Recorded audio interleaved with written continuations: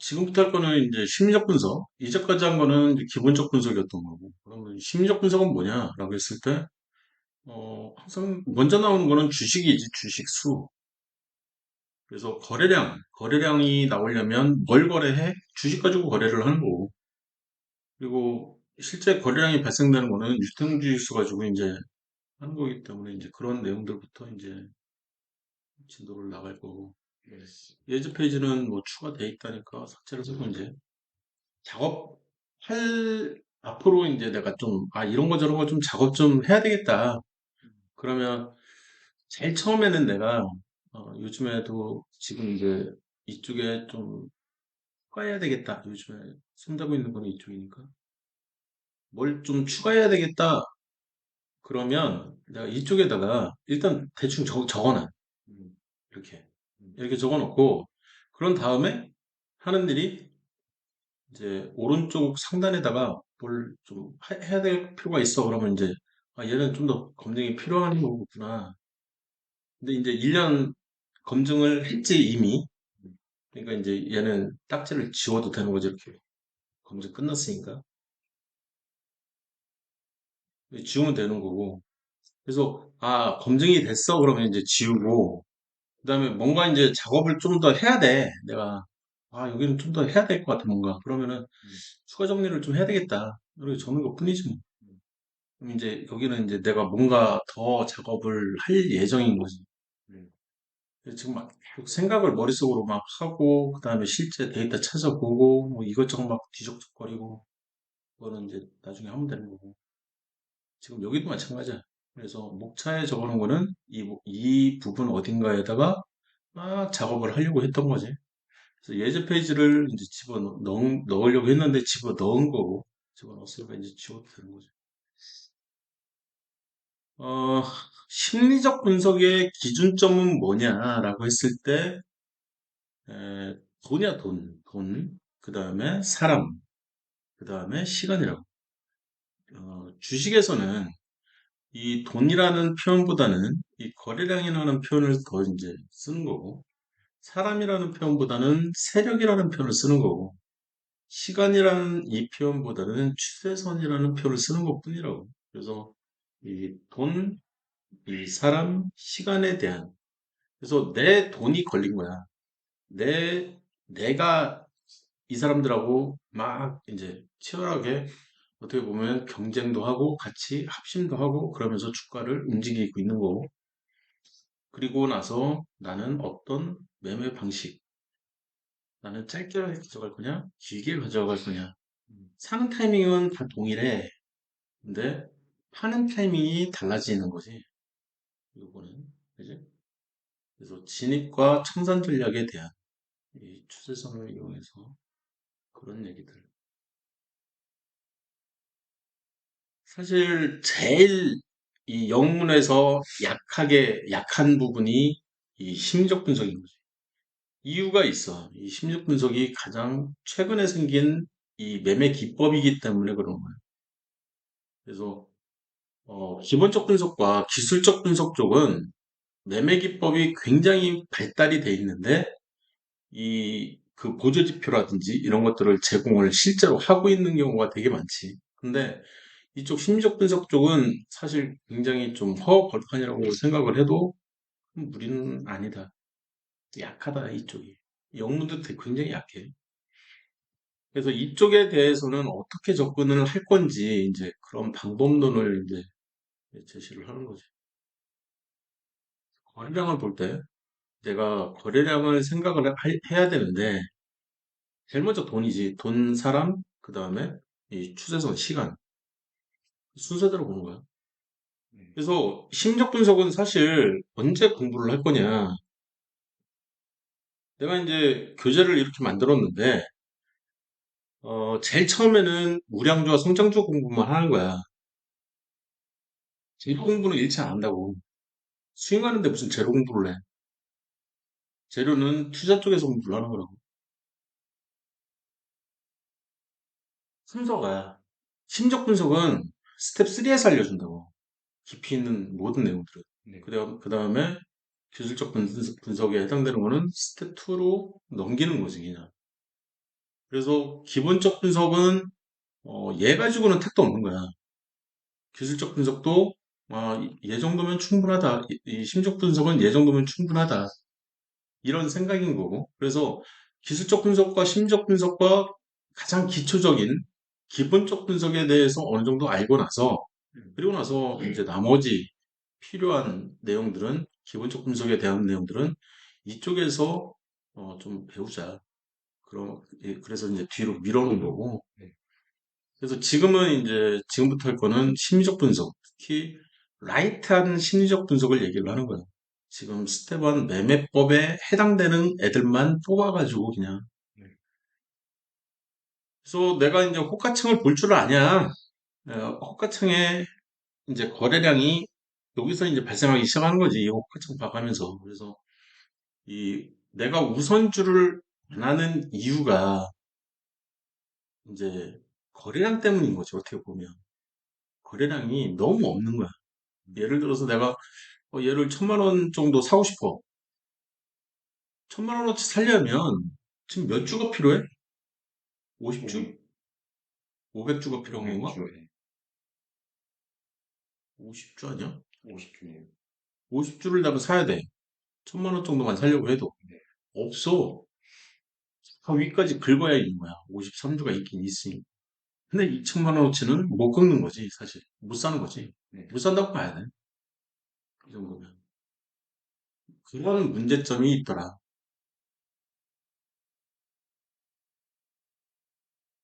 그래서 거래량 미달인 애들은 좀 조심할 필요가 있는 거지. 어떻게 보면. 그 대신 좋은 점은 뭐냐면 내가 매매할 줄만 알면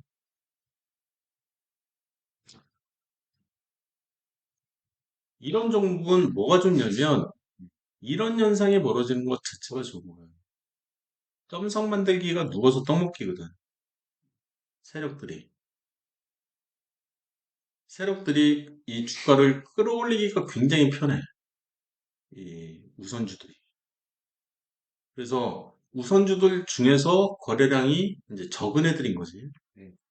평소 거래량이. 그래서 그런 측면에서는 이제 내가 이제 돈이 많아. 근데 좀 일부는 얘한테 또 하고 싶어. 그럼 뭐 못하게는 안 해. 근데 초보자들이 하기에는 좀 그렇다는 거지. 가장 큰 이유 중에 하나가 이런 애들 때문인 거지.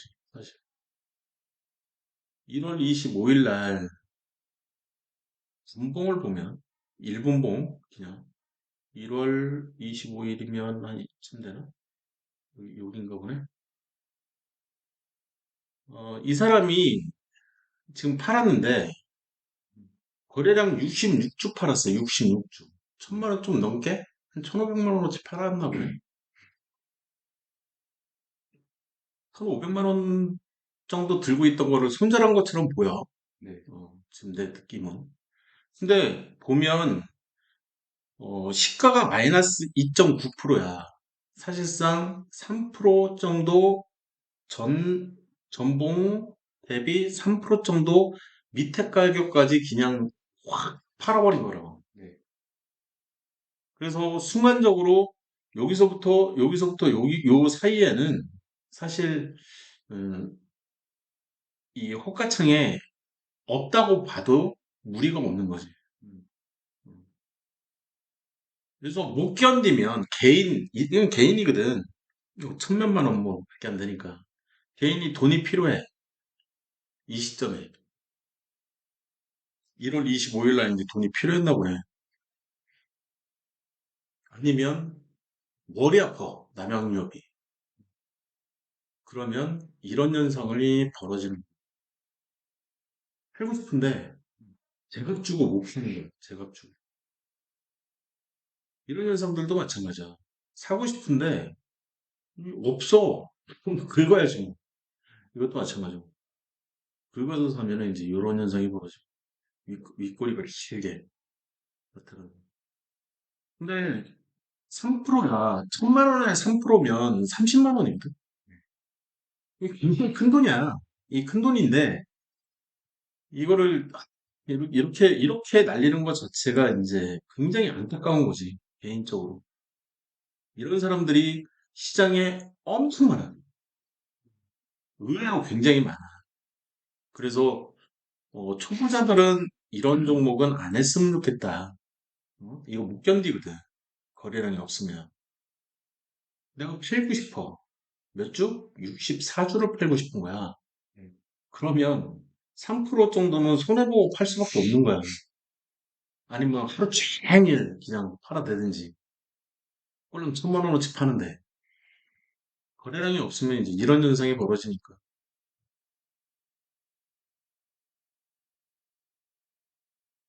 이게 어떻게 보면 호가창에서의 스텝 1이지, 스텝 1. 그러면 그거보다 조금 더 이제 깊이 들어가기 시작하면 여기에 있는 이 한 주라든지 이 밑에 있는 300주에 대한 이제 설명을 들어가기 시작하는 게 저쪽 이제 심적 분석 쪽에서 더 깊이 있는 얘기를 좀 하자. 너는 이미 알고 있지만.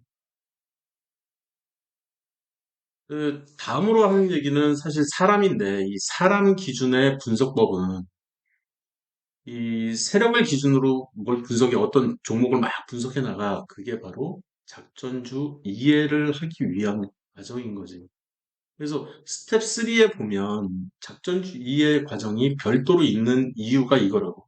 네. 세력에만 집중을 하고 싶은 거야. 근데 거기에 약간 소설을 가미를 하는 거지. 그래서 슈퍼 개미를 집중적으로 파고들려고 하는 게 스텝 3에서 얘기하는 작전주 과정이라고. 근데 이 스텝 3에서 배운 이 작전주 과정을 이해를 하고 그 내용을 기반으로 해서 기관과 외국인한테 그 내용을 팍 퍼뜨리려고 하는 게 그게 바로 단기 이상의 투자가 돼버리는 거라고. 그래서 쌍끌이를 하는 그 종목을 찾아서 쌍끌이의 시작점에서 나도 사고 싶다. 그래서 그런 종목들을 찾으려고 이제 노력을 막 하는 거지.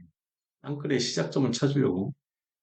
그래서 그런 종목에 해당되는 애가 우리가 최근에 이제 발굴을 해서 이제 막 매매를 막 하고 있는 그런 종목들이 되는 거지. 예를 들면. 그래서 이런 종목도 보면 지금 외국인이고 기본 하나 바뀌면 항상 이제 기관이나 외국인은 하루 사고 팔고 이런 개념이 아니다. 투자 개념으로 뭐 최소 3개월, 6개월 이런 기본 단위를 항상 잊지 말고 생각을 해야 된다. 그래서 하다못해 최소 한 달만이라도 생각을 해라. 그래서 한 달 기준에 순매수를 무조건 봐야 된다. 그런 얘기를 했던 거고. 그래서 추세를 보는 거예요. 추세 항상. 이 최고점을 찾고 최고점을 찾아요. 그런 다음에 두 번째 고점을 찾고 그냥 끌어내리는 거지. 그래서 이 길이가 6개월 이상 됐어? 또는 3개월 이상 됐어? 또 끌어내리는 거예요. 그래서 이 시점을 기준으로 해서 그 전에 이 저가를 어, 이때부터는 얘네가 매집하고 있는 거 아니야? 이런 생각을 가지려고 하는 거라고. 이런 짓거리를 하는 가장 큰 이유 중에 하나. 내가 어떤 시점을 기준으로 해서 3개월, 하나, 둘, 셋, 3개월을 해가지고 이렇게 내리걷어. 그러면 여기가 저점 아니야? 얘네들이 최소 수량으로 들고 있는 때가 요때 아니야? 이때부터는 또 스윙을 하고 있네? 그러면은 그 이후에는 여기서부터 하나, 둘, 셋, 넷, 다섯, 여섯, 6개월이 여기네? 그럼 6개월치 지나는 요 타이밍, 요 날 이후에는 얘네들이 아 이거 투자로 좀 가져가려고 하는 거 아니야? 이런 의심을 하게 되는 거지. 그래서 얘네들이 지금 왜 주가는 대세 하락을 하지? 얘네들이 여기서 좀 많이 살았는데? 그건 좀 신기한 거지. 어떻게 보면 우리 입장에서는 기관이 팔아서 그런가 보네. 그러면 이 종목은 선도 세력이 기관인가? 의심병이 이제 들기 시작하는 거죠. 어떻게 보면.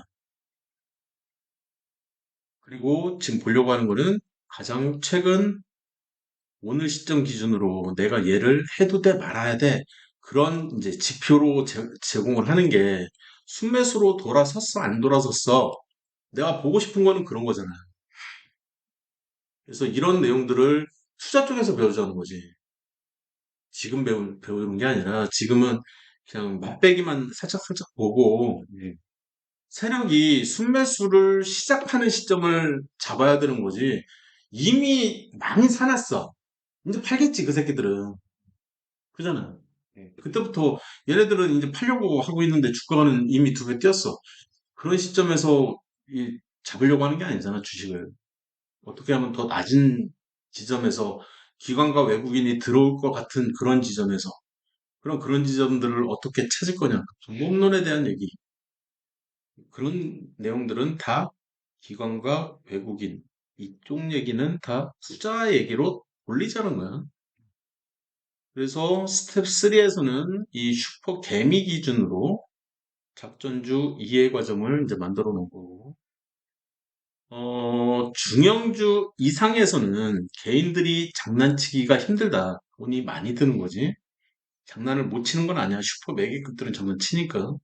그래서 외인이 주포가 되거나 또는 기관이 주포가 될 수 있는데 우리나라는 일반적으로 종목의 80%, 7, 80% 이상은 기관이 주포라는 거야. 기관이. 그래서 기관이 순매수를 하면 그 주식은 대세 상승의 시작이 될 수가 있다고. 근데 기관이 대세 하락하고 있으면, 그러니까 순매수가 빠지고 있으면 주가는 일반적으로 빠진다는 거지. 얘처럼. 네. 이렇게. 그냥 얘는 뭐 수용주인가? 모르겠네. 중소형주네, 얘는. 그죠? 중소형주인데도 영향을 많이 받네.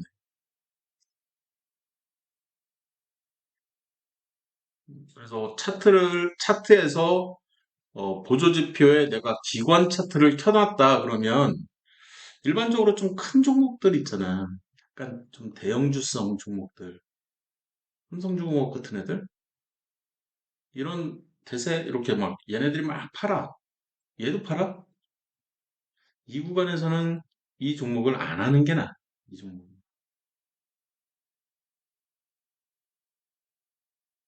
아, 씨, 중간에 감자도 있었네. 뭐냐 얘. 감자 때문에 감자 후에 유상증자를 하고네. 아, 속 터지겠다. 씨. 어쨌든 그런 내용들. 그리고 내가 이제 중소형주를 선호하는 가장 큰 이유 중에 하나가 이제 개인들이 장난을 치기 때문인 거지. 그래서 어, 장난치는 종목이 왜 좋아? 언젠가는 형님들이 끌어올려주니까. 근데 막내 형님마저도 끌어올려준다는 거지. 막내 형님은 슈퍼 개미고, 그지? 첫째 형님은 외국인, 둘째 형님은 기관, 셋째 형님은 슈퍼 매기, 그 다음에 슈퍼 개미. 이 네 명이 다 장난을 같이 쳐주면 좋지. 특히 이 개인들이 주가를 10배 막 날릴 수 있는 그런 종목들이면 더 좋고, 어떻게 보면. 일산할 수만 있으면 땡큐죠. 뭐. 그런 얘기들이 여기에 이제 잠들어 있는 거고. 그래서 이제 시간에 대해서 이제 추세선에 대해서는 사실 이 스텝 안에서 다루고자 하는 거는 경기선만 다루고 싶은 거야. 그래서 심리적 저점이냐 아니냐 그 판단만 하려고 하는 거고 여기서 좀 문제가 될 만한 게 신규주가 있다고 신규주가 그리고 지하실에 있는 경우 저점이 역대 최저가가 오른쪽에 있는 경우지. 그지? 이런 종목들은 리스크가 이제 굉장히 큰 거야. 사실 왜? 경기 지선, 경기 정선 자체가 없거든. 그러니까 없다는 의미는 있긴 있는데 보여지지가 않지. 이 HTS로는 못 보지. 이 HTS로. 그지? 신규 상장한 이후부터의 차트만 보여주지, 어, 비상장 기업인 상태에서의 차트는 안 보여주잖아. 네. 그 기업이 과거에 어떤 흐름을 타고 있었는지를 보여주면 더 좋지. 근데 이제 일반적으로는 안 보여주기 때문에 그리고 이제 왜곡이 상장되면서 굉장히 많이 생겨. 음. 이 차트 왜곡이 그래서 좀 버리는 거지. 그 차트를. 차트가 있긴 있지만 그리고 이제 기업이 합병하거나 M&A를 했어. 그러면 회사가 넘어가는 거지, 저쪽으로. 대주주가 바뀌었어. 주인이 바뀌었다니까. 그러면은 그 이전 차트는 사실 의미가 없는 거야. 다음 커뮤니케이션을 카카오가 샀어. 그래서 우회 상장을 했어. 사실 이 다음 차트가 무슨 의미가 있냐는 거야. 어? 삼성중공업, 아니, 삼성 정밀화학을 롯데가 샀어. 그래서 롯데 정밀화학이 됐어. 그러면 삼성 정밀화학 차트가 무슨 의미가 있어? 네. 의미가 전혀 없는 거야. 주인이 바뀌었는데 뭐. 그런 개념으로 접근을 해야 된다는 거야. 차트를 볼 때는. 이 개인적인 의견이야. 네. 그래서 나 같은 경우에는 무조건 그렇게 하고 있는 거고, 차트를 볼 때. 그래서 나한테 배우는 사람들도 무조건 그렇게 하라고 계속 얘기를 하고 있고. 그래서 대사건이 발생을 했어. 그러면 그 이전 차트는 다 삭제시켜버려라. 그래서 이런 부분들에 대한 이제 예제를 만들고 있는 거예요. 그러니까 이렇게 이제 글만 있는 애들 있잖아요. 여기도 글만 있고. 이런 애들을 이제 내가, 그러니까 스텝 안에 보면 친구한테 이제 보내는데, 보낼 때 이런 표시를 이렇게 하는 거야. 이렇게. 얘도 이렇게. 그러면 여기에 이제 그림이 이렇게 삽입돼서 아까처럼 입장하게 만들어서 그렇지 이렇게 하다못해 이런 거라도 있는 거지. 그렇죠. 뭐 그냥 더 할 얘기 없어. 일단은 글만 있는 이렇게 글과 숫자만 있는 요런 이제 개념적인 애들을 이제 시각화하려고 노력을 하는 거죠. 그래서 시각화를 하면 이제 아까 내가 얘기한 이 초급 가이드 같은 경우에는 시각화가 이제 거의 전부 됐지. 그래서 이런 시각화 작업을 하는 거예요. 여기를. 그래서 심리적 저점을 이제 결정을 하려고 하는 거예요. 그래서 심리적 저점의 결정은 경기 지지선을 가지고 하려고 하는 거고, 사실 삼성전자처럼 우량주나 성장주의 가장 큰 특징은 뭐냐면, 역대 최저가는 무조건 왼쪽, 무조건 왼쪽, 최고가는 무조건 오른쪽, 오른쪽에 이렇게 존재를 하게 되는 게, 그게 바로 우량주와 성장주더라. 그래서 경기 지지선을 딱 그렸을 때 무조건 우상향하는 이 경기 지지선이 나오더라. 그래서 오늘 시점 기준으로 최소 3년에서 10년까지, 12년까지 생각하는데 나 같은 경우에 맥스 12년, 그래서 최소 3년. 그래서 3년에서 12년 정도의 이 경기 지지선이 확정이 되면 여기가 저점이라고 하자. 향후 이 주식은 어, 이 5만 원 쪽으로 이렇게 수렴할 거라는 거지. 수렴할 거다. 언젠가는, 언젠가는. 그렇게 역대 저점을 만들 거라는 거는. 예. 근데 문제는 이제 신규주야, 신규주들. 신규주들 같은 경우에는 경기 지지선이 없어. 근데 저점을 기준으로 어쨌든 위에 있어. 위에 있는 경우에 직선을 그려서, 직선을 그려서 장기 지지선이지만 지금은 얘는 준 경기 지지선 역할을 한다는 거예요. 준 경기 지지선. 경기 지지선은 아니야.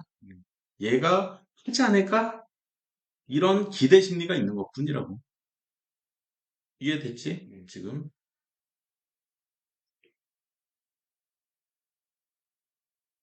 여기도 있네. 준 경기. 그러니까 경기 저항선만 있는데 얘는 준 경기 저항선 역할만 한다. 방송적으로. 응? 방송적으로. 얘는 중장기 저항선만 있는데 얘는 준 경기 저항선 역할을 한다. 근데 얘는 준 경기 지지선이 아니라 경기 지지선인 거지. 네. 음. 음. 이 종목 같은 경우에는 밑에가 이제 준 경기 지지선 역할을 하는 거고, 준 경기 지지선 역할을 하는 것뿐이고, 이 위에서 내려오는 경기 저항선이 이렇게 있는데, 그러면 심리적 저점은 요 밑에 있는 이 선으로 잡아야 되지 않을까? 얘도 준 경기 저항선 역할을 하니까. 경기 지지선 역할을 하니까. 그래서 저항선은 주가를 돌파를 해서 살아있으면, 그래서 주가가 그 위에 존재를 하면 살아있다라는 표현을 쓰고, 이 돌파를 한 경우에 저항선은 지지선이 되고, 지지선은 저항선이 된다는 거지. 네. 네. 여기까지만 얘기하면 될 것 같고. 여기서는 농심 같은 경우에는 이제 감자가 여기 보이고 그 이후에 이제 기업 합병 분할이 보이네. 그러면 요 과거 차트는 벌이라는 거지. 의미가 없는 거고. 그래서 경기 저항선이 두 개가 이렇게 생겨서 그러면 경기 저항선과 경기 지지선이 왜 중요하냐? 이 주가는 여기까지 하락할 가능성이 있고 여기까지 오를 가능성이 있다는 거지. 물론 돌파를 하게 되면 경기 지지선은 아니 경기 저항선은 주가가 경기 저항선을 돌파를 하게 되면 지지선으로 바뀌는 효력이 있잖아요. 그래서 저점이 여기에서 여기로 바뀔 수가 있다고. 그래서 지지선의 위치가 바뀔 수가 있다고. 네. 이해됐지? 네. 지금 방금 한 얘기. 음.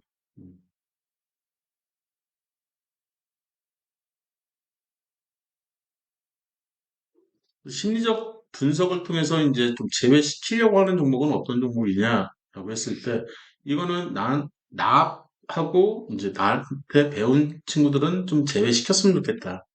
그래서, 음, 대주주나 이 대표이사가 외국인이야.